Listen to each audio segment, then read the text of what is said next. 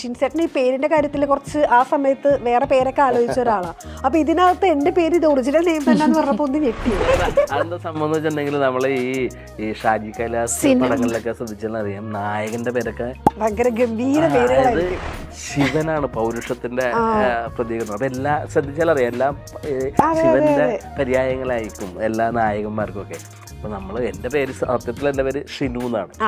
അപ്പൊ ഞാൻ സാറ് പേര് മാറ്റം പറഞ്ഞപ്പോ ഞാൻ കൊള്ളാം, എന്താണെങ്കിൽ ഈ ഷിനു ഞാനിങ്ങനെ കുറെ മാസം പേരൊക്കെ കണ്ടുവെച്ച് അടുത്ത ദിവസം ക്ലാസ്സിൽ ചെന്നപ്പോ സാറ് ഷിൻസേ എന്ന് പറഞ്ഞ് വിളിച്ചു. അപ്പൊ ഷിൻസ്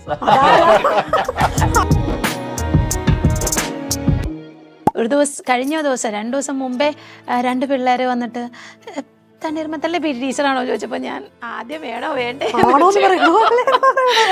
അങ്ങനെ ഒന്ന് ആലോചിച്ചിട്ട് പറഞ്ഞാൽ അതെ ഒരു ഫോട്ടോ എടുക്കട്ടെ. അപ്പം ഞാൻ ചോദിച്ചു ഞാനോ ഫോട്ടോയോ. എനിക്കൊരുപാട് ലേണിംഗ് കിട്ടിയ ഒരു ഫിലിമാണ് ബേസിക്കലി ഇത്. 200 പരസ്യങ്ങളിൽ കൂടുതൽ ചെയ്തിട്ടുള്ള ഡയറക്റ്റ് ചെയ്തിട്ടുള്ള ആളാണ്. 2 സിനിമകൾ ഓൾറെഡി നമ്മൾ ചെയ്തു. പക്ഷെ അപ്പോഴും നമ്മളൊരു ഫിലിം മേക്കർ എന്നുള്ള രീതിയിൽ നമ്മളൊരു കഥ പറയുക എന്നുള്ളതാണല്ലോ ഒരു സംവിധായകൻ്റെ അടിസ്ഥാന സംഗതി. അപ്പോൾ എന്നിൽ ഈ പറഞ്ഞ പോലെ ഈ ആർട്ട് ഫിലിം മേക്കർ എന്നുള്ളൊരു സംഗതി ഭയങ്കര ഡോമിനൻ്റ് ആയിട്ട് കിടന്നു. കഥ പറയുക, അതിൻ്റെ ഒരു ഇമോട്ട് ചെയ്യുക പ്രേക്ഷകനെ എന്നൊക്കെയുള്ള കാര്യങ്ങൾ എനിക്ക് മിസ്സാവുന്നുണ്ട്. അതെനിക്ക് ലാൽബാഗിൽ കൃത്യമായിട്ട് മനസ്സിലായി. ഇതിൽ കൂടുതലും ഈ കഥാപരത എന്ന് പറയുന്നൊരു കാര്യമാണ് നമ്മൾ ഫോളോ ചെയ്തിട്ടുള്ളത്. അപ്പം അത് ആ ഒരു രീതിയിലേക്ക് നമ്മൾ കൊണ്ടുവന്നിട്ടുണ്ട്. Hello everyone, butterfly girl 85ന്റെ വിശേഷങ്ങളുമായി സിനിമയുടെ ടീം നമ്മുടെ കൂടെയുണ്ട്. ഹലോ. ഈ ബട്ടർഫ്ലൈ എന്ന് നാക്കോ ഇപ്പോഴും ഉടക്കി പോകുന്നു. ഈ ബട്ടർഫ്ലൈ ഗേൾ എന്ന് പറയുമ്പോൾ ബട്ടർഫ്ലൈ ഇവിടെയാണോ സ്റ്റാർട്ട് ചെയ്യുന്നത്? അങ്ങനെയാണോ? നമുക്ക് അങ്ങനെ പറയാൻ ഇപ്പൊ പറ്റില്ല. നിങ്ങൾ സിനിമ കണ്ടിട്ട് ബാക്കി കാര്യങ്ങൾ തീരുമാനിക്കണം. ഓക്കെ, ഈ ഒരു സബ്ജക്ട് എങ്ങനെ കിട്ടിയെന്ന് ചോദിക്കുന്നില്ല, കാരണം എല്ലാവരുടെ മനസ്സിലുമുള്ള അല്ലെങ്കിൽ നമുക്ക് അറിയാവുന്ന ഒരു കാര്യമാണ്. ഇത് സിനിമയാക്കണം എന്ന് തോന്നിയത് എന്തുകൊണ്ടായിരുന്നു? ആക്ച്വലി ഇത് സിനിമ പറയുന്നത് രാവിലെ തൊട്ട് നമ്മൾ എണീക്കുമ്പോൾ നമ്മളെല്ലാവരും സോഷ്യൽ മീഡിയ ഐഡൻറ്റിറ്റിയിലാണ് ജീവിക്കുന്നത്. നമ്മൾ അങ്ങനെയാണ് അറിയപ്പെടുന്നത്, പുറത്തേക്ക് അറിയപ്പെടുന്നത് നമ്മളുടെ ഇൻസ്റ്റാ സോഷ്യൽ മീഡിയ ഹാൻഡിലുകളിൽ കൂടിയാണ്. അപ്പം അതിലപ്പുറത്ത് നമ്മളുടേതായ ഒരു ഐഡൻറ്റിറ്റി ഉണ്ടെന്നുള്ള ഒരു കാര്യമുണ്ട്. നമ്മളെന്താണ്, നമ്മുടെ സ്വത്വം എന്താണ്. അപ്പം അതിലേക്കുള്ള ഒരു ട്രാവൽ, ഒരു സ്ത്രീയുടെ ഒരു ട്രാവലാണ്, അവരുടെ തന്നെ സ്വയം ഒരു അന്വേഷണമാണ് സിനിമ എന്ന് പറയുന്നത്. അപ്പോൾ ആക്ച്വലി ബട്ടർഫ്ലൈ ഗേൾ 85 എന്നുള്ളത് ഒരാളുടെയോ ഒരു വ്യക്തി അങ്ങനെ അത്തരം ഒരു പേരല്ല, ഒരു സോഷ്യൽ ഒരു ഐഡിയ, ഒരു ഇൻസ്റ്റാഗ്രാം ഐഡിയ ആണ് ആക്ച്വലി ബട്ടർഫ്ലൈ ഗേൾ 85 എന്നുള്ളത്. അത് പ്രോട്ടഗോണിസ്റ്റിന്റെ ഇത് ഇൻസ്റ്റാ ഹാൻഡിലിന്റെ പേരാണ്. ഓക്കെ.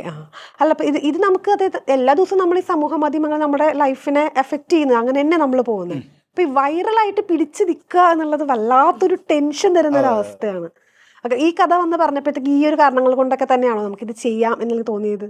ആക്ച്വലി ഈ സിനിമയാക്കുന്നതിന് മുമ്പേ ഞങ്ങൾ വേറൊരു സിനിമയുടെ പ്ലാനിലായിരുന്നു. അപ്പം അത് അത്യാവശ്യം ജയേട്ടൻ, ജയസൂര്യ അങ്ങനെയൊക്കെയുള്ള ഒരു കാസ്റ്റായിട്ടുള്ള വലിയ സിനിമയായിരുന്നു. പിന്നീട് അതിനിടയ്ക്ക് ഒരു കോവിഡിന്റെ ഇത് വന്ന് അത് കുറച്ച് നീണ്ടു ബ്രേക്കായി പോയി. അപ്പോൾ ഓൾറെഡി എല്ലാവർക്കും നമ്മൾ അസംബിൾ ചെയ്ത് പ്രീ പ്രൊഡക്ഷനൊക്കെ തുടങ്ങി അഡ്വാൻസ് എല്ലാം ചെയ്തിട്ടുണ്ടായിരുന്നു. ആ സമയത്ത് പെട്ടെന്ന് വന്നൊരു തോട്ട് ഡെവലപ്പ് ചെയ്ത് പ്രശാന്തേട്ടൻ സംസാരിക്കുകയായിരുന്നു. അപ്പോൾ കേട്ടപ്പോൾ തന്നെ ഇത് സിനിമ ആയാലാണ് കൂടുതൽ ആളുകൾ ഒരേ സമയം അറിയുള്ളൂ. ഇങ്ങനെ ഒരു ലെവൽ ഓഫ് തോട്ട് അത് നല്ലതാണെന്ന് തോന്നി.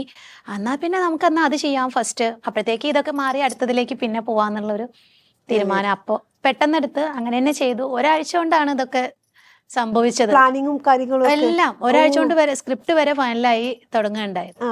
അപ്പം കാരണം നമ്മൾ ഫുൾ എനർജിയിൽ നിൽക്കുകയാണ്. ഇപ്പോൾ ഒരാഴ്ച കൊണ്ട് സ്ക്രിപ്റ്റായി എന്ന് പറഞ്ഞാലും ഇതിൻ്റെ ഒരു തോട്ടും ഒരു ഐഡിയ, അതിൻ്റെ ഒരു ബേസ്, ഒരു സ്ട്രക്ചറും എല്ലാം നമ്മുടെ മനസ്സിൽ തന്നെയുണ്ട്. ഇത് എപ്പോഴെങ്കിലും ചെയ്യണം എന്നേ ആലോചിച്ചിട്ടുള്ളൂ. അപ്പം നമ്മളുടെ ഒരു ടീം ഓൾറെഡി സെറ്റാണ്. നമ്മൾ ഓൾറെഡി ഒരു ഫിലിമിന് വേണ്ടിയിട്ട് പ്രിപ്പയർ ആയി നമ്മൾ 2 months നമ്മൾ പ്രീ പ്രൊഡക്ഷൻ ചെയ്തുകൊണ്ടിരിക്കുക, ഒന്നിച്ച് താമസിച്ച് പ്രീ പ്രൊഡക്ഷൻ ചെയ്തുകൊണ്ടിരിക്കുക. പെട്ടെന്നാണ് സെക്കൻഡ് കോവിഡ് വരുന്നത്. അപ്പം നമുക്ക് സഡൻലി നമ്മൾ സ്റ്റോപ്പ് ചെയ്തപ്പോൾ നമ്മൾ മെന്റലി അതുമായിട്ട് ഒട്ടും ഓക്കെ ആയില്ല. വി ഷുഡ് ഡു സംതിങ്, എന്തെങ്കിലും ചെയ്തേ പറ്റുള്ളൂ, ഷൂട്ട് ചെയ്യാതിരിക്കാൻ പറ്റുന്നില്ല. അങ്ങനത്തെ ഒരു അവസ്ഥ വന്നപ്പോൾ ഞാൻ പറഞ്ഞു എന്നാൽ നമുക്ക് ചെറിയ രീതിയിൽ നമുക്ക് ഇത്ര ഒരു കോൺസെപ്റ്റ് ഉണ്ട്, അപ്പോൾ ഇതൊന്ന് പ്ലാൻ ചെയ്താലോ. അപ്പം നമുക്ക് നമ്മളെ എനർജി ആവും, നമ്മളുടെ ആ ടീമിനെ ടോട്ടലി അതിലേക്കൊന്ന് കോൺട്രിബ്യൂട്ട് ചെയ്യാം. അതെ, മെയിൻ കാസ്റ്റ് അല്ല ഞാൻ പറയുന്നത്, മറ്റുള്ള ടെക്നീഷ്യന്മാരായാലും ടെക്നീഷ്യൻസിനെ എല്ലാം അസംബിൾ ചെയ്യാം.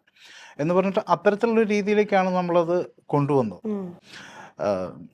അങ്ങനെയാണ് സിനിമ സംഭവിച്ചത്. ഷിൻസേട്ടൻ എങ്ങനെ അതിന്റെ ഒരു ഭാഗമായിട്ട് വരുന്നത്? ഞാൻ ഇപ്പോൾ ധന്യെ നേരത്തെ പറ്റി ഞങ്ങൾ ആക്ട് ലാബ് എന്നുണ്ട് ഇൻസ്റ്റിറ്റ്യൂട്ടിൽ ഒരുമിച്ചുണ്ടായിരുന്നു. അപ്പോൾ ഇതിൽ എനിക്ക് തോന്നുന്നത് ആക്ട് ലാബിലെ കുറേ ആൾക്കാർ, ധന്യയുടെ സുഹൃത്തുക്കളായിട്ടുള്ള കുറേ ആൾക്കാർ എല്ലാവരും കാസ്റ്റിലെ 95% ഞങ്ങൾ ആക്ലാബിയൻസ് ഫ്രണ്ട്സ് ആൻഡ് സർക്കിളിൽ നിന്നുള്ളവർ നമ്മുടെ തന്നെയാണ്. സർക്കിളിൽ നിന്നുള്ളവരെ തന്നെ അങ്ങനെയാണ്. അത് ആ ടൈമിലുള്ള ഒരു ബുദ്ധിമുട്ട് കൊണ്ടാണോ? അല്ല ആക്ട് ലാബ് ഓൾറെഡി ഒരു ഇപ്പം നമ്മൾ ഇത്ര ഒരു സിനിമ പ്ലാൻ ചെയ്യുമ്പോൾ നമുക്കൊരു ട്രെയിൻഡ് ഒരു ആക്ടേഴ്സ് വേണം. നമുക്ക് തീർത്തും പുതുമുഖങ്ങളെ എടുത്തു കഴിഞ്ഞാൽ അതിനകത്തൊരു റിസ്ക് എലമെന്റ് ഉണ്ട്. അപ്പൊ ഇവർ ഓൾറെഡി ട്രെയിൻഡ് ആണ്. ആക്ട് ലാബ് എന്ന് പറഞ്ഞിട്ടുള്ള ഒരു ആക്ടിംഗ് സ്കൂളിൽ നിന്നും ട്രെയിൻഡ് ആയിട്ടുള്ള ആക്ടേഴ്സ് ആണ്. സോ നമ്മൾ അങ്ങനെയുള്ളവരെ, നമ്മളുടെ കഥാപാത്രത്തിന് അനുയോജ്യമായിട്ടുള്ളവരെ പിച്ച് ചെയ്തു. മാത്രമല്ല ആക്ലാബ് എന്ന് പറഞ്ഞാൽ ഞങ്ങളുടെ ഒരു ഫാമിലിയാണ്. അപ്പോൾ നമ്മുടെ ഫാമിലിയിലുള്ള എല്ലാവരും നന്നായിരിക്കണം. ഞങ്ങൾക്ക് എല്ലാവർക്കും ആഗ്രഹം ആക്ടർ എന്നുള്ളതാണ്. അപ്പൊ എല്ലാവരും ആക്ടർ ആവണം. അപ്പൊ നമ്മളൊന്ന് ചെയ്യുന്നുണ്ടെങ്കിൽ അതിൽ എത്ര പേരെ ഉൾക്കൊള്ളിക്കാവോ അത്രയും പേര് ആക്ലാബിയൻസ് ആവണമെന്ന് സിനിമ ചെയ്യണം എന്ന് ആഗ്രഹിച്ച കാലം തൊട്ടിട്ട് തന്നെ പ്ലാൻ ഉണ്ടായിരുന്നു. അപ്പം ഫ്രണ്ട് സർക്കിൾ ആക്ലാബിയൻസ് അല്ലാത്ത പേരും ആക്ച്വലി കഥാപാത്രം കൊണ്ട് ചേർന്ന് നിൽക്കുന്നവരൊക്കെ ഉണ്ട്. പക്ഷെ അങ്ങനെയല്ല, ഞങ്ങളെല്ലാവരും ഒരേ എയിമിലല്ലേ ആക്ലാബിൽ എത്തിയിട്ടുള്ളത്. അപ്പൊ അവിടെ നിന്ന് മാക്സിമം ആളുകള് കഥാപാത്രത്തിന് ചേരുന്നവരും മനസ്സുകൊണ്ട് കൂടുതൽ അടുത്ത് നിൽക്കുന്നവരൊക്കെ ആദ്യം വരണം എന്നുള്ള ഒരു ഇതുണ്ട്. മോളെ അങ്ങനെ തന്നെയാണോ? അത് ഡയറക്ടർ പറയും. ആക്ച്വലി നമ്മള് ഈ ഒരു അതായത് പ്രോട്ടോഗോണിസ്റ്റിന്റെ ചെറുപ്പകാലമാണ് ഈ ഇങ്ങനെ ഏജിൽ നമുക്ക് വേണ്ടത്. അപ്പം നമ്മൾ പല കുട്ടികളെ നോക്കി. ആക്ച്വലി ഇവിടെ തന്നെയുള്ള ഇവര് മുംബൈയിലാണ്. നമ്മൾ ഇവരെ പറ്റി ആലോചിക്കുന്നേ ഇല്ല, അങ്ങനെ ചിന്തിക്കുന്നില്ല. പറഞ്ഞില്ലായിരുന്നു ഇങ്ങനെ സിനിമ ഇല്ല. പക്ഷെ അത് ഏജ് ഡിഫറെന്റ് ആയിരുന്നു. നമ്മളൊരു 6 വയസ്സുള്ള കുട്ടിയാണ് നമ്മൾ ആ സമയത്ത് നോക്കിക്കൊണ്ടിരുന്നത്. അപ്പൊ അങ്ങനെ നോക്കുകയും വളരെ ആദർശീയമായിട്ട് നമ്മൾ ഇവരുടെ ഒരു ഗെറ്റ് ടുഗദർ ഒരു ഫാമിലി ഗെറ്റ് ടുഗദർ ഉണ്ടാകുകയും ഇവരുമായിട്ട് കാണുകയും. അപ്പം എന്താ പറയുക, ഇഷിക ടോക്സ് എന്ന് പറഞ്ഞിട്ടുള്ള ഒരു യൂട്യൂബ് ചാനൽ ചെയ്യുന്നുണ്ട്. അപ്പം കുറച്ച് സീൻസ് ഒക്കെ ഒന്ന് ചെയ്യിപ്പിച്ച് നോക്കി. അവൾ നല്ല സ്മാർട്ടായിട്ട് ചെയ്യുന്നുണ്ട്. അപ്പം ഞാൻ എൻ്റെ ക്യാരക്ടറിന് കുറച്ചുകൂടെ ഏജ് കുറവാണെങ്കിൽ കുറച്ചുകൂടെ ഇമ്പാക്ട്ഫുൾ ആണ് നമുക്ക്. പക്ഷെ അത് എന്താ പറയുക, ആ ഒരു ക്യാരക്ടറിൻ്റെ ഒരു ആർക്കുണ്ട്. അപ്പം അതിൽ ശരിക്കും പറഞ്ഞാൽ കുറച്ചുകൂടെ ഏജ് കുറഞ്ഞാൽ കുറച്ചുകൂടെ ഇമ്പാക്ട്ഫുൾ ആണ്. പക്ഷെ അത്തരത്തിൽ ആ ഏജിലുള്ളൊരു കുട്ടി ചെയ്യിപ്പിച്ചെടുക്കുന്നതിൻ്റെ ബുദ്ധിമുട്ട് ഭയങ്കരമാണ്. കാരണം ഞാൻ ബേസിക്കലി ഒരു ആഡ് ഫിലിം മേക്കറാണ്. ഞാൻ ഒരുപാട് കുട്ടികളെ വെച്ചിട്ട് ഷൂട്ട് ചെയ്തിട്ടുണ്ട്. അതിൻ്റെ ഒരു ബുദ്ധിമുട്ട് കൃത്യമായിട്ട് എനിക്കറിയാം. നമ്മൾ അവരുടെ ഒരു ഏജിലേക്ക് താഴ്ന്നിട്ട് വേണം ചെയ്യാനായിട്ട്. അല്ല, അവർക്ക് നമ്മളെ പോലെ മനസ്സിലാക്കാൻ പറ്റില്ല. നമുക്കൊരു കാര്യം പറഞ്ഞു കൊടുത്ത് അതേപോലെ ചെയ്യിക്കാൻ പറ്റില്ല. അവരുടെ ഒരു ഏജിൽ നിന്ന് ഇതൊരു ഗെയിമാണ് എന്നൊക്കെ പറഞ്ഞിട്ട് വേണം നമ്മൾ അവരെ കൊണ്ടുവരാൻ. പക്ഷെ ഷി വാസ് സ്മാർട്ട്. അപ്പം നമ്മൾ അങ്ങനെ തിരുപ്പൂരായിരുന്നു ഈ ഒരു ഷെഡ്യൂൾ ഫുള്ള് നമ്മൾ തിരുപ്പൂരാണ് ഷൂട്ട് ചെയ്തത്. അപ്പോൾ നമ്മളങ്ങോട്ട് പോയി. നമ്മളവിടെ അങ്ങനെ നമ്മളുമായിട്ട് ജെല്ലായി നാച്ചുറലി അങ്ങനെ ചെയ്തു. യൂട്യൂബ് ചാനലിൽ എന്തൊക്കെ കണ്ടന്റ്സാ പോകുന്നത്? ഇങ്ങനെ സ്റ്റഡി ചെയ്യണ മറ്റിപ്പോ ആംഫീബിയൻസ്, യങ്സ് ആൻഡ് ഷെൽട്ടേഴ്സ്, അതുപോലത്തെ വീഡിയോസ്. ആരാ വീഡിയോസ് എടുത്ത്? സ്വന്തമായിട്ട് ക്യാമറ ഒക്കെ സെറ്റ് സ്വന്തമായിട്ട് അതെന്റെ അമ്മ ഹെൽപ്പ് ചെയ്യും ചെയ്യാം, എല്ലാം ചെയ്തു തരും. പിന്നെ ഗൈസ്, വേറൊരു കാര്യം കൂടെ നമുക്ക് പറയാനുള്ളത്, ഇഷിക ഹോം സ്കൂളിലാണ് അല്ലേ? എനിക്ക് തോന്നുന്നു ഈ ഒരു സംഭവം വളരെ വളരെ റയർ ആയിട്ടായിരിക്കും നമ്മുടെ ഇവിടെ കാണുന്നത് അല്ലേ? സത്യം പറഞ്ഞാൽ ഇവിടെയുള്ള പിള്ളേർക്ക് അസൂയായിരിക്കും, രാവിലെ എനിക്ക് സ്കൂളിൽ പോകണ്ട അല്ലേ? എപ്പോഴെങ്കിലും സ്കൂളിൽ പോകാൻ തോന്നിയിട്ടുണ്ടോ? ഇല്ലല്ലോ. നോ, ഇല്ല. ഇങ്ങനെ വീട്ടിൽ ഇരിക്കാനാണ് ഇഷ്ടം. ആരാ പഠിപ്പിച്ചൊക്കെ തരുന്നത്? അത് അമ്മയാണ്. ഓക്കെ, അമ്മേനെ ഉണ്ണീന്നാണ് വിളിക്കുന്നത് അല്ലേ? അത് പറഞ്ഞു, നമ്മൾ നേരത്തെ പറഞ്ഞു. അങ്ങനെ പറഞ്ഞ ആളുകൾക്ക് മനസ്സിലാവില്ല, പറഞ്ഞു നമ്മൾ കറക്റ്റ് ആയിട്ട് അമ്മ എന്ന് പറയാൻ. ഓക്കെ, ഷിൻസേട്ടന് ഒരു പ്രൊമോഷൻ കിട്ടിയെന്ന് തോന്നുന്നു. കാരണം എത്ര നാൾ പോലീസിൽ നിന്ന് നേരെ ജഡ്ജിലേക്ക് അല്ലേ? ഭയങ്കര ഹയർ ആയിട്ടുള്ള പൊസിഷനിലേക്കാണ് കിട്ടിയത്. അതെങ്ങനെ ഉണ്ടായിരുന്നു ജഡ്ജായിട്ട് വിളിച്ചപ്പോഴത്തേക്കും? ഓ, അത് വേറൊരു പടത്തിന്റെ കാര്യമാണ് ഈ പറയുന്നത്. അത് വല്ലാത്തൊരു ഫീലാണ്. ഞാനിങ്ങനെ ജഡ്ജായിട്ട് ഇരിക്കും. ആ ഒരു സീറ്റിംഗ് തന്നെ ഭയങ്കര, നമ്മളെല്ലാം മുകളിൽ നിന്നാണല്ലോ എല്ലാം കാണുന്നത്. അപ്പൊ ആദ്യമായിട്ടാണ് ഞാൻ ഇങ്ങനെ ഒരു ജഡ്ജിന്റെ ക്യാരക്ടർ ചെയ്യുന്നത്. അത് നിങ്ങൾ പടം കാണുമ്പോൾ മനസ്സിലാവും, ഒരു വെറൈറ്റി ജഡ്ജാണ്. കുറച്ചുപേര് കണ്ടിട്ടുണ്ടെന്ന് പറയുമ്പോൾ എല്ലാവര്. നല്ലൊരു എക്സ്പീരിയൻസ് ആയിരുന്നു. പിന്നെ ഈ പറഞ്ഞ പോലെ 2044 നടക്കുന്നൊരു കഥയാണല്ലോ അത്. അപ്പോൾ ഒരു ഫ്യൂച്ചറിസ്റ്റിക് പടമായതുകൊണ്ട് ആ സമയത്തെ ജഡ്ജ് എങ്ങനെയായിരിക്കും എന്നുള്ളത് എനിക്കാണെങ്കിൽ, നമ്മൾക്ക് വേറെ പല കാര്യങ്ങളും റെഫറൻസ് ഉണ്ടാവും. ഇത് അങ്ങനെയൊന്നും ഇല്ല. അപ്പൊ അത് റെഫറൻസ് എടുക്കാൻ പറ്റില്ല, നമ്മുടെ ഇമാജിനറി അതെ അതെ അതെ. അപ്പൊ പോയിട്ട് പിന്നെ നമ്മുടെ ചെയ്യാം. ലുക്കിൽ എന്തെങ്കിലുമൊക്കെ ചെയ്യുക എന്നുള്ള സാധനമാണ്. പിന്നെ രസമായിട്ട് വന്നിട്ടുണ്ടെന്ന് എല്ലാവരും പറയുന്നുണ്ട്, സന്തോഷം. ഒരു സന്തോഷം. അതെ. ഓക്കെ. ഇപ്പൊ ഈ ലാൽ ബാഗ് ചെയ്യുന്ന സമയത്ത് അത് കുറച്ച് മിസ്റ്ററി പോലെ വരുന്ന ഒരു ത്രില്ലർ ആയിരുന്നല്ലോ. പിന്നെ മമത പോലെയുള്ള കാസ്റ്റിംഗ് ഒക്കെ വന്നിട്ടുണ്ടായിരുന്നു. അത് കഴിഞ്ഞിട്ട് ഇത്രയും നമ്മൾ അത്രയും നല്ല കാസ്റ്റിലെ സിനിമ ചെയ്യുമ്പോൾ പിന്നെയും നമുക്ക് ഹയറിലേക്ക് പോകണം എന്നുള്ളൊരു മൈൻഡ് സെറ്റ് അല്ലേ നമുക്ക് വരുന്നത്. പിന്നെ ഈ സിനിമ സംഭവിച്ചു എന്നുള്ളത് അപ്പോൾ അത് നമ്മുടെ ആ സമയത്ത് ആ ഒരു സമയത്തിന്റെ പ്രശ്നം. കാരണം ആക്ച്വലി തന്നെ പറഞ്ഞ പോലെ ജയസൂര്യ ആയിരുന്നു. ജയസൂര്യക്ക് ഓൾറെഡി നമ്മൾ അഡ്വാൻസ് ചെയ്തു, എഗ്രിമെന്റ് ചെയ്തു, നമ്മൾ ഫുള്ളി നമ്മൾ ഷൂട്ടിലേക്കായി. അപ്പൊ ആ സമയത്ത് ആ ഒരു എന്താ പറയുന്നത് നമ്മള് ആ സിനിമ ഇപ്പൊ എന്തായി? ഇല്ല, അത് ഞങ്ങള് ചെയ്യും. നിൽക്കുന്നു. വലിയ താമസമില്ലാതെ ചെയ്യും. ഇൻട്രസ്റ്റിംഗ് സബ്ജക്റ്റ് ആണ് അതൊരു. എനിക്ക് തോന്നുന്നു ജയേട്ടന്റെ വർഷങ്ങൾ കഴിയുന്തോറും ഡേറ്റ് കിട്ടാൻ ഭയങ്കര പാടായിരിക്കും. അയ്യോ, ജയേട്ടന് ഇനി കിട്ടില്ല. ജയേട്ടൻ ഇനി പടങ്ങാൻ പോകുന്ന പടങ്ങളൊക്കെ വന്ന് ജയേട്ടൻ മൊത്തം കമ്മിറ്റഡ് ലെവലിലേക്ക് ആണ്. നമ്മൾ വേറെ ഒരാളെ അങ്ങനെയാണ് ഉദ്ദേശിക്കുന്നത്. സംസാരം നടക്കുന്നുണ്ട് അതിന്റെ കാര്യങ്ങൾ. ഇതുവരെ ഫിക്സ് ആയിട്ടില്ല. ഏകദേശം ആയിക്കൊണ്ടിരിക്കുന്നു. ഉടനെ തന്നെ പ്രൊജക്ട് ഓണാവും. ഓക്കെ. ഇതിനകത്ത് നായികയുടെ പേര് ധന്യ എന്നല്ലേ? അതെ. അതെങ്ങനായിരുന്നു ഈ ശ്രീധന്യ? നായികയുടെ പേര് മാത്രമല്ല എല്ലാവരും എല്ലാവരും പേര് അങ്ങനെയാണ്. സ്വന്തം പേരാണ് ക്യാരക്ടർ നെയിമായിട്ട് വന്നിരിക്കുന്നത്. കാരണം ഇതിനകത്തരം ഒരു പ്രത്യേക പേരും അങ്ങനെ കൊടുക്കുന്നതിൽ കൂടുതൽ ആ ഒരു കഥാപാത്രം ആ ഒരു പേരിൽ തന്നെ വരട്ടെ എന്ന് നമ്മൾ ഡിസൈഡ് ചെയ്യായിരുന്നു. എല്ലാ ക്യാരക്ടേഴ്സിനും ആ പേരാണ് വിളിക്കുന്നതും ഒക്കെ അങ്ങനെ തന്നെയാണ്. ഓക്കെ. അത് അങ്ങനെ ആകുമ്പോൾ നമുക്ക് ആ ക്യാരക്ടറും റിയാലിറ്റിയും പേരും അങ്ങനെ ആകുമ്പോഴത്തേക്കും കുറച്ചുകൂടെ ഹെൽപ്ഫുൾ ആണോ അഭിനയിക്കാൻ? ആക്ച്വലി അങ്ങനെ ഇല്ല.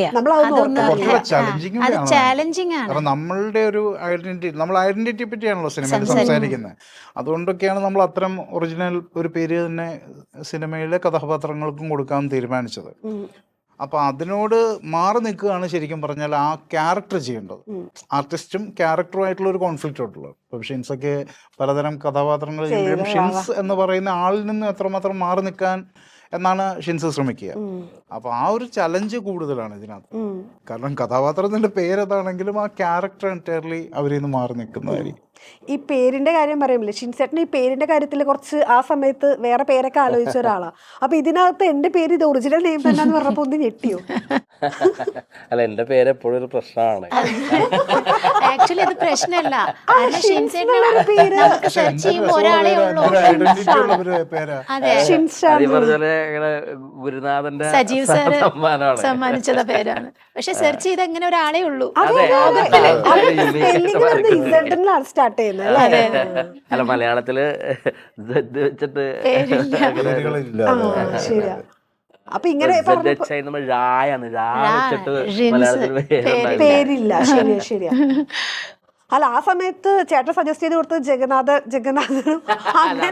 അതെന്താ സംഭവം എന്ന് വെച്ചിട്ടുണ്ടെങ്കിൽ നമ്മള് ഈ ഷാജി കൈലാസ് പടങ്ങളിലൊക്കെ ശ്രദ്ധിച്ചാൽ അറിയാം, നായകന്റെ പേരൊക്കെ ഭയങ്കര ഗംഭീര പേരുകളായിരിക്കും. ശിവനാണ് പൗരുഷത്തിന്റെ പ്രതീകരണം. അപ്പൊ ശ്രദ്ധിച്ചാൽ അറിയാം, എല്ലാം ശിവന്റെ പര്യായങ്ങളായിരിക്കും എല്ലാ നായകന്മാർക്കും ഒക്കെ. അപ്പൊ എന്റെ പേര് സത്യത്തിൽ എന്റെ പേര് ഷിനു എന്നാണ്. അപ്പൊ ഞാൻ സാറ് പേര് മാറ്റം പറഞ്ഞപ്പോ ഞാൻ കൊള്ളാം, എന്താണെങ്കിലും ഈ ഷിനു ഞാനിങ്ങനെ കുറെ മാസം പേരൊക്കെ കണ്ടുവെച്ച് അടുത്ത ദിവസം ക്ലാസ്സിൽ ചെന്നപ്പോ സാറ് ഷിൻസേ എന്ന് പറഞ്ഞ് വിളിച്ചു. അപ്പൊ ഷിൻസ്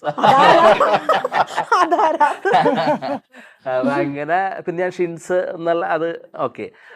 പിന്നെ ഈ ഇൻസ്റ്റയിലും മറ്റേ ഫേസ്ബുക്കാണ് കുറച്ചും കൂടി ഇതാണ്. അപ്പോൾ അതിലും 2 പേര് വേണം. അപ്പൊ ഞാൻ സാറിന് ഇപ്പൊ സാറിന് അന്നേരം തോന്നിയാണ് ഷാൻ, അങ്ങനെ ഷിൻഷാൻ. അപ്പോൾ ഈ ഷിൻസ് എന്ന് ഞാൻ അടിക്കുമ്പോൾ വേറെ കുറെ ആൾക്കാരുണ്ടായിരുന്നു. അപ്പൊ ഞാനൊരു വെറൈറ്റിക്ക് ഈ ഷിൻസിന്റെ 2 അറ്റത്തുള്ള എസ്സുകൾ മാറ്റിയിട്ട് Z ആക്കിയതാണ്. ഓ, അതെന്റെ സംഭാവന. പക്ഷെ അതിപ്പോ ഞാൻ മാത്രമേ ഉള്ളൂ. പക്ഷെ ഈ പലരും ഇപ്പൊ കോക്കിന്റെ റിവ്യൂസ് ഒക്കെ ഞാൻ ഇതുവരെ ചെയ്ത പടങ്ങളിലെ എല്ലാത്തിലും പുള്ളി പറയുമ്പോ എപ്പോഴും പുള്ളി പറയുന്നത് ഷിൻഷാൻ, പുള്ളി ചൈനക്കാരനാണോ.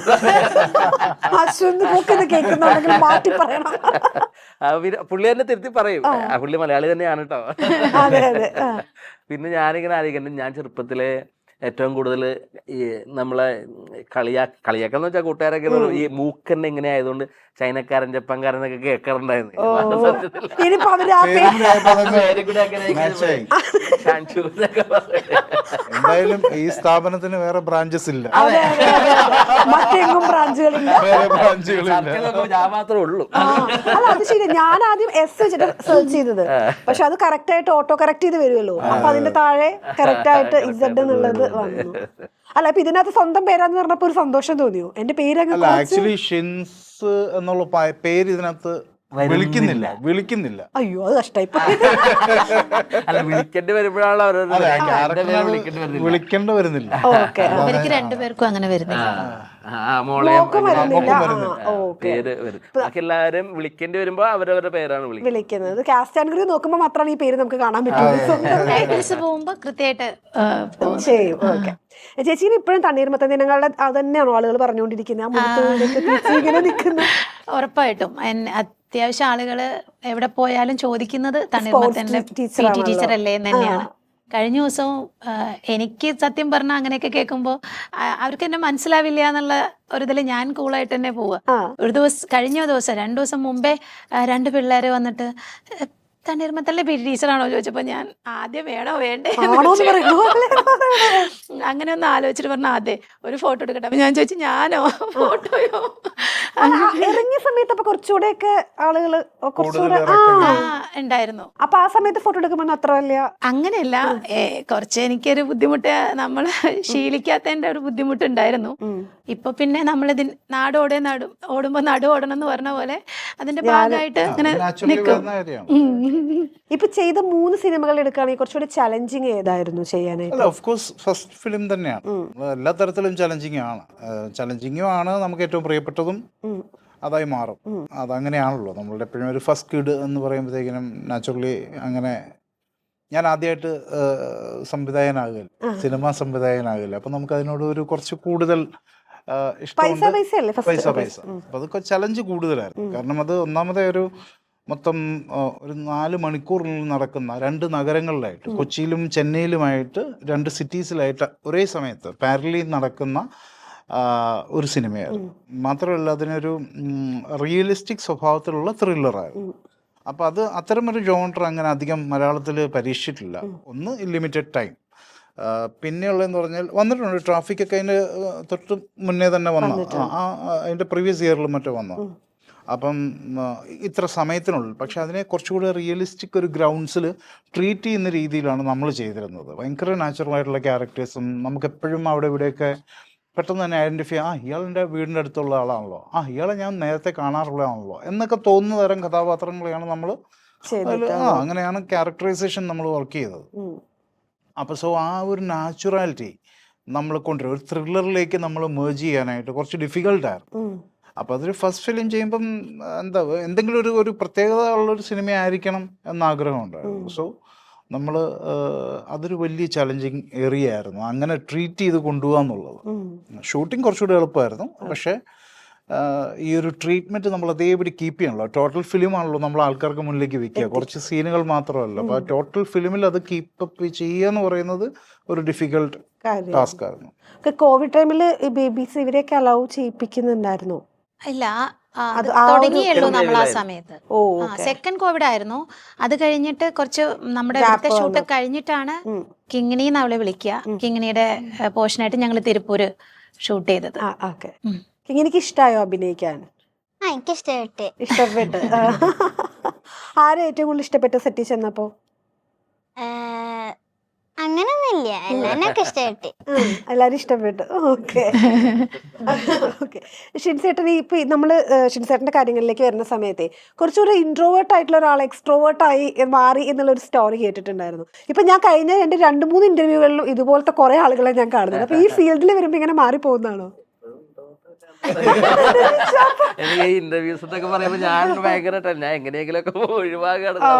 പക്ഷെ ഇന്ന് ഏറ്റവും ഫസ്റ്റ് എത്തിയിട്ടോ ഇപ്പൊ ഒരുപാട് വ്യത്യാസമുണ്ട്. കാരണം ഒരുപാട് തരം ആൾക്കാരെ കാണുന്ന കമ്മ്യൂണിക്കേറ്റ് ചെയ്തു തുടങ്ങി.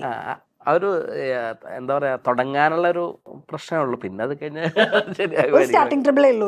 ഒന്നങ്ങ് തുടങ്ങി കഴിഞ്ഞാൽ അല്ല, പണ്ട് പ്രസംഗിക്കാൻ പോലും മടിയായിട്ടുള്ള ആളാന്നൊക്കെ കഥയൊക്കെ കേട്ടിട്ടുണ്ട്. നിങ്ങളോട് പറഞ്ഞിട്ടുണ്ടോ ആ കഥയൊക്കെ? ഞങ്ങൾക്ക് കുറച്ച് കഥകളൊക്കെ അറിയാം. അറിയാം. അന്ന് എനിക്കറിയാത്ത ഒരു കഥ നിങ്ങൾ അത് പുറത്ത് പറയാൻ പറ്റാത്ത കഥയാ. സംഭവം പറ, ഒരു ആക്ട് ക്ലബിൽ ഞങ്ങള് ഒരുമിച്ച് പ്ലേ ചെയ്തു. പിന്നെ ഏതാ പ്ലേ? മറ്റേ ഇത് എന്താണ്, ലൈറ്റ്സ് ഔട്ട്. ലൈറ്റ്സ് ഔട്ട്, വേലക്കാരിയായിട്ടൊക്കെ കമല, വിജയ് ടെണ്ടുൽക്കറിന്റെ കമല, നല്ല പ്ലേ ആയിരുന്നു. ഓക്കെ. എന്താ കോമഡിയാണോ? ആര്? ചേട്ടൻ ഓപ്പോസിറ്റ് നിൽക്കുമ്പോ കൗണ്ടർ അടിക്കുന്ന ആ ഒരു ഇല്ല, ആ പ്ലേ കുറച്ച് സീരിയസ് പ്ലേ ആണ്. ഓക്കെ. ചേട്ടനെ നമുക്ക് ഭയങ്കര സീരിയസ് ആയിട്ട് ചിന്തിക്കാൻ. 12 Angry Men ഒക്കെ ഷിൻസേട്ടൻ ചെയ്യുമ്പോ ഒക്കെ റിഹേഴ്സൽ ടൈമിലൊക്കെ പിന്നെ അവിടെ ഞങ്ങൾ അങ്ങനെ തന്നെയാണ്. എപ്പോഴും വളരെ സീരിയസ് ആയിട്ടുള്ള ഒരു ഇത് അവിടെ ഇല്ല. എല്ലാവരും ഇങ്ങനെ കോമഡിയൊക്കെ ആയിട്ട് നടക്കുന്നത്. പിന്നെ അങ്ങോട്ടും ഇങ്ങോട്ടും ബെറ്റർ ആക്കാനുള്ള ഇതൊക്കെ എനിക്കൊക്കെ ഷിൻസേട്ടൻ, ഞാൻ സ്റ്റേജിൽ കയറി നിന്ന് കരയുകയും വഴക്കൊക്കെ ചെയ്യുമ്പോഴും എൻ്റെ അടുത്ത് പറയും ആദ്യത്തെ ദിവസങ്ങളിലൊക്കെ ഇങ്ങനെ ചെയ്താൽ മതി, നീ ഇങ്ങനെ ചെയ്താൽ മതി എന്നൊക്കെ ഷിൻസേട്ടൻ പറഞ്ഞു തന്നിട്ടുണ്ട്.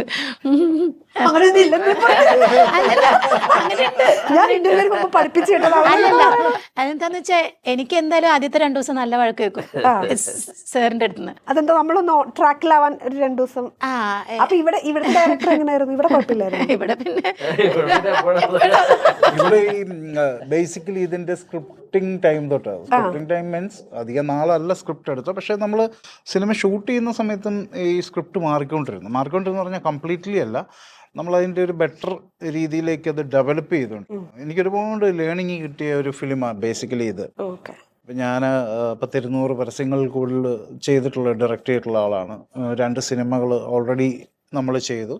പക്ഷെ അപ്പോഴും നമ്മളൊരു ഫിലിം മേക്കർ എന്നുള്ള രീതിയിൽ നമ്മളൊരു എന്താ പറയുക, ഒരു സ്റ്റോറി ടെല്ലർ ആവണം എന്നുള്ളൊരു സാധനം ഉണ്ടല്ലോ. കഥ പറയുക എന്നുള്ളതാണല്ലോ ഒരു സംവിധായകൻ്റെ അടിസ്ഥാന സംഗതി. അപ്പം എന്നിൽ ഈ പറഞ്ഞ പോലെ ഈ ആർട്ട് ഫിലിം മേക്കർ എന്നുള്ളൊരു സംഗതി ഭയങ്കര ഡോമിനൻ്റ് ആയിട്ട് കിടന്നിരുന്നു. അപ്പം വിഷ്വൽസിനെ ഭയങ്കര സ്റ്റൈലൈസ് ചെയ്യുക, കളർ പാലറ്റ് കറക്റ്റായിട്ട് കീപ്പ് ചെയ്യുക. അപ്പോൾ എവിടേക്കോ ലാക്ക് ചെയ്യുന്ന കുറേ കാര്യങ്ങളുണ്ടായിരുന്നു. നമുക്ക് ഈ നറേറ്റ് ചെയ്യുക എന്ന് പറയുന്നത്, കഥ പറയുക, അതിൻ്റെ ഒരു ഇമോട്ട് ചെയ്യുക പ്രേക്ഷകനെ എന്നൊക്കെയുള്ള കാര്യങ്ങൾ എനിക്ക് മിസ്സാവുന്നുണ്ട്. അതെനിക്ക് ലാൽബാഗിൽ കൃത്യമായിട്ട് മനസ്സിലായി. പിന്നെ അതൊരു അർബൻ ത്രില്ലർ ആയതുകൊണ്ട് അത് ഡിമാൻഡ് ചെയ്യുന്നുണ്ടായിരുന്നു അത്തരം ഒരു വിഷ്വൽ സ്റ്റൈലൊക്കെ. പക്ഷെ അത് കഴിഞ്ഞിട്ട് ശരിക്കും പറഞ്ഞാൽ ഞാൻ അൺലൈൻ ചെയ്തു. കംപ്ലീറ്റ്ലി ഞാൻ എന്നെ തന്നെ ഒന്ന് അൺലൈൻ ചെയ്തിട്ടാണ് നമ്മൾ ബട്ടർഫ്ലൈകൾ ചെയ്യുന്നത്. ഇതിൽ കൂടുതലും ഈ കഥാപരത എന്ന് പറയുന്നൊരു കാര്യമാണ് നമ്മൾ ഫോളോ ചെയ്തിട്ടുള്ളത്. അപ്പം അത് ആ ഒരു രീതിയിലേക്ക് നമ്മൾ കൊണ്ടുവന്നിട്ടുണ്ട്. സോഷ്യൽ മീഡിയയിൽ ഏറ്റവും കൂടുതൽ ആക്റ്റീവായി നിൽക്കുന്നത് മോൾ തന്നെ ആയിരിക്കും അല്ലേ? ഇവരെല്ലാരും വെച്ച് നോക്കുമ്പോഴത്തേക്കും ആണോ? അല്ല, യൂട്യൂബ് ചാനലൊക്കെ അപ്പൊ ഹാൻഡിൽ ചെയ്യുന്നത് ആരാ? അമ്മയാണ്. പക്ഷെ അമ്മയ്ക്ക് ഇച്ചിരി മടിയാ. പിന്നെ ഇവക്ക് അത്ര അത് ഹാൻഡിൽ ചെയ്യാൻ ആയിട്ടില്ലല്ലോ. അതെ, അതുകൊണ്ട് സോഷ്യൽ മീഡിയയിൽ ഇച്ചിരി പുറകിലാ. അതില് മുന്നിൽ ഇപ്പൊ നിൽക്കുന്നത് സിനിമയെ സംബന്ധിച്ച് കുറച്ച് സിനിമയുടെ വീഡിയോസ് ഒക്കെ ചെയ്ത സാർ തന്നെയാണ്. കുറച്ച് വീഡിയോസ് ഇങ്ങനെ ചെയ്യുന്നത് സിനിമയെ പറ്റിയുള്ള മറ്റുള്ളവർക്ക് പുതുതായിട്ട് വരുന്നവർക്കൊക്കെ പ്രയോജനം കിട്ടുന്ന രീതിയിലുള്ള ഓരോ കാര്യങ്ങൾ, സിനിമയെ പറ്റിയുള്ള അജ്ഞതകൾ മാറ്റുക എന്നുള്ള. കാരണം ഞാനൊക്കെ സിനിമ പഠിച്ചു തുടങ്ങിയ കാലത്ത് എനിക്കൊന്നും ആരും പറഞ്ഞു തരാനുണ്ടായി. സോ പുതുതായിട്ട് ഒരുപാട് പേര്, ഞാൻ ഫിലിം മേക്കർ ആയതുകൊണ്ട് തന്നെ ഒരുപാട് പേര് ഇൻബോക്സസിലൊക്കെ വന്നിട്ട് ഇങ്ങനെ ഓരോന്ന് ചോദിക്കും. ഇപ്പം ചാൻസ് ചോദിക്കലാണ് ഏറ്റവും പ്രധാനപ്പെട്ട കാര്യം. അപ്പോഴാണ് ഞാൻ ആലോചിച്ചത് ഏറ്റവും ആദ്യം എന്തുകൊണ്ട് ചാൻസ് എങ്ങനെ ചോദിക്കണം എന്ന് തന്നെ ഒരു പഠനമാണ്. അത് വെറുതെ നമ്മൾ സോഷ്യൽ മീഡിയ ചാറ്റ് ബോക്സിൽ വന്നിട്ട് ചാൻസ് ചോദിച്ചു കഴിഞ്ഞാൽ ആരും ചാൻസ് കൊടുക്കില്ല.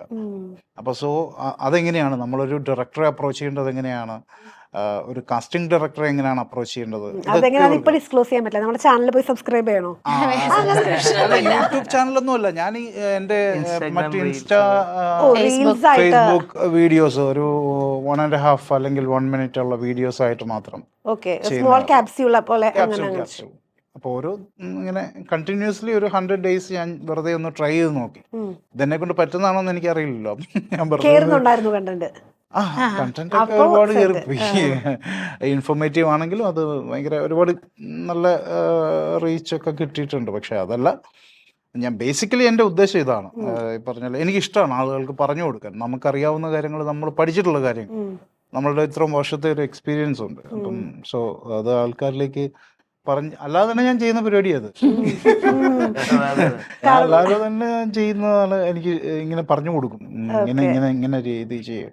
ഈവൻ നമ്മുടെ ഇൻസ്റ്റാഗ്രാം പ്രൊഫൈൽ എങ്ങനെയാണ് കീപ്പ് ചെയ്യേണ്ടതെന്ന് പോലും ഞാൻ ഇങ്ങനെ പറഞ്ഞു കൊടുത്തോണ്ടിരിക്കും. അതിനെപ്പറ്റി ഞാൻ വീഡിയോ ചെയ്തിട്ടുണ്ട്. ലൈക്ക് ഇപ്പൊ എല്ലാവരും ആവശ്യപ്പെടുന്ന അതാണല്ലോ, നിങ്ങൾ കാസ്റ്റിങ്ങിന് വേണ്ടിയിട്ട് ഒരാളെ അയക്കുമ്പം ഇൻസ്റ്റ ഐ ഡി കൂടെ അയക്കാൻ പറയും. അപ്പൊ അതെങ്ങനെയാണ് നിങ്ങൾ അതിന്റെ ഒരു പ്രൊഫൈൽ ഗ്രിഡ് എങ്ങനെയാണ് വേണ്ടത്, കാണുമ്പോ ഇങ്ങനെ ഇംപ്രസ് ആവും ഒരാൾ.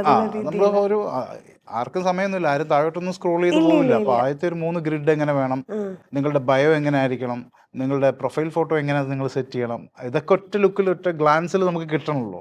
ഇതൊക്കെ പറഞ്ഞു തരാറുണ്ട് നിങ്ങൾക്കൊക്കെ? ഞാനത് കാണുമ്പോഴേ ഭയങ്കര, അതായത് സിനിമ മോഹമായിട്ട് നടക്കുന്ന ആൾക്കാർക്ക് വളരെ പ്രയോജനപ്പെട്ട കാര്യങ്ങളാണ്. കാരണം ഞാനൊക്കെ ഇതിലേക്ക് വരുമ്പോൾ നമുക്കിങ്ങനെ പറഞ്ഞു തരാനൊന്നും ആരും ഉണ്ടായിരുന്നില്ല.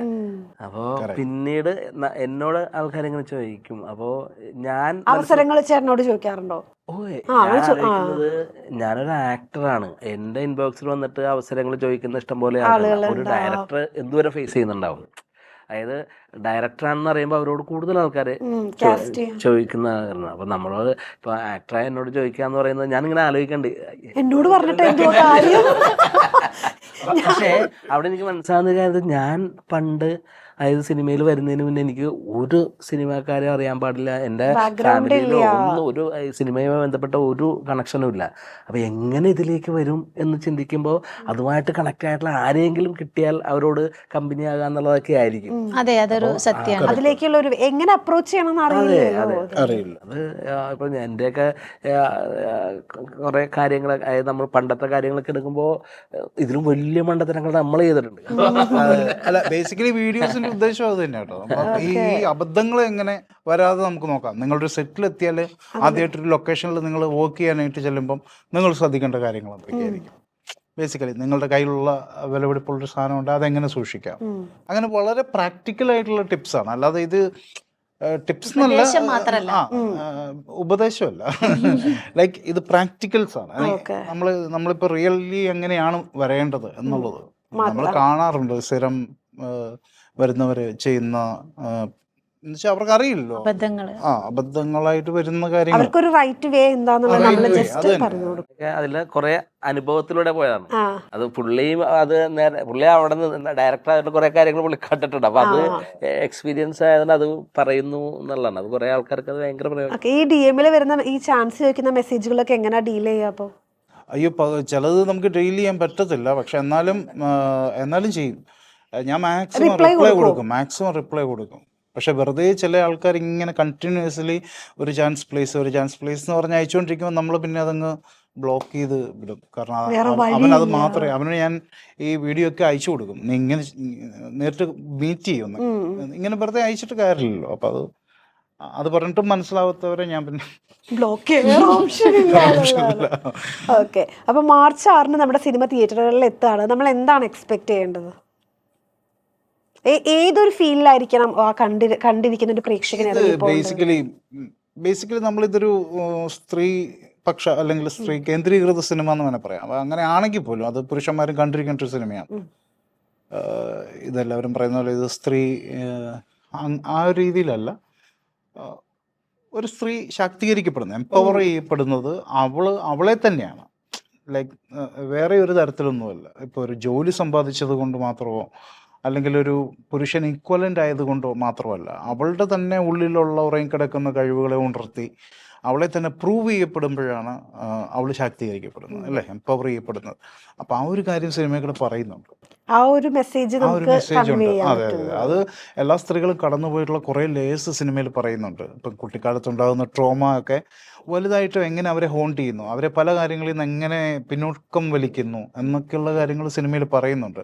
അതിനെ അതിജീവിക്കുന്നത് എങ്ങനെയാണ്, ഇങ്ങനെയുള്ള ഒരു കാര്യം, ഒരു ട്രാവലുണ്ട് ഈ ക്യാരക്ടറിന്. അപ്പൊ അതൊക്കെയാണ് സിനിമയിൽ കൂടെ നമ്മൾ പറയാൻ ശ്രമിച്ചത്. എല്ലാവർക്കും ഓൾമോസ്റ്റ് കണക്ട് ചെയ്യാൻ പറ്റുന്ന, പ്രത്യേകിച്ച് സ്ത്രീകൾ കടന്നു പോയിട്ടുള്ള ഒരുപാട് സിറ്റുവേഷൻസ് ഇതിനകത്തുണ്ട്. പെണ്ണുങ്ങൾക്ക് വേണ്ടിയുള്ള സിനിമയാണ് ആത്യന്തികമായിട്ടെങ്കിലും പുരുഷന്മാർ കണ്ടിരിക്കേണ്ട സിനിമ. എല്ലാവരും മനുഷ്യരെല്ലാവരും കാണണം. കാരണം ഇപ്പൊ നമ്മുടെ വീട്ടില് ഭാര്യയ്ക്കോ അമ്മയ്ക്കോ കുഞ്ഞിനോ എന്തെങ്കിലും സംഭവിച്ചാൽ അത് ആ വീട്ടിലത്തെ അച്ഛനോ ആങ്ങളെയൊക്കെ എഫക്ട് ചെയ്യില്ലേ? അപ്പം ഇത് ഫേസ് ചെയ്തിട്ടുള്ളത് ശരിക്കും പറഞ്ഞാൽ സ്ത്രീകൾ മാത്രമല്ല, കുട്ടികൾ മാത്രമല്ല, പെൺകുട്ടികൾ മാത്രമല്ല, പുരുഷന്മാരും ഫേസ് ചെയ്ത പല കാര്യങ്ങളും തന്നെയാണ്. ബേസിക്കലി സെക്ഷൽ ഹാരാസ്മെന്റിനല്ല സിനിമ സിനിമ പറയുന്നത് പറയുന്നത് അത് സോഷ്യൽ മീഡിയയിൽ വരുന്ന കുറെ അതുണ്ടാക്കുന്ന ട്രോമാസിനെ പറ്റിയും കൂടിയാണ്. പിന്നെ അതിനെ എങ്ങനെ നമ്മൾ കവർ ചെയ്ത് വരണം. നമ്മൾ തന്നെ വിചാരിച്ചാലാണ് നമ്മൾക്ക് വരുന്ന ഒരു പ്രശ്നത്തെ സോൾവ് ചെയ്യാൻ പറ്റുള്ളൂ.